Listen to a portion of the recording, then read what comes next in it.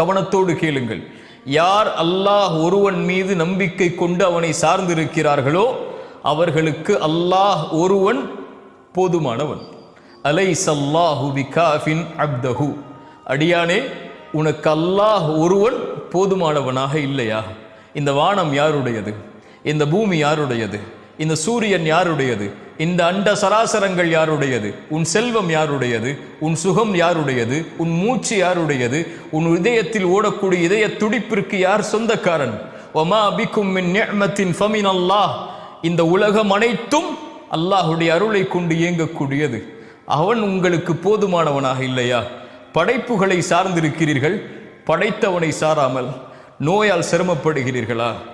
கஷ்டத்தால் கடனால் சிரமப்படுகிறீர்களா? செல்வத்தால் சோதிக்கப்படுகிறீர்களா? குடும்பத்தால் சோதிக்கப்படுகிறீர்களா? கண்ணியத்தால் சோதிக்கப்படுகிறீர்களா? வாழ்வு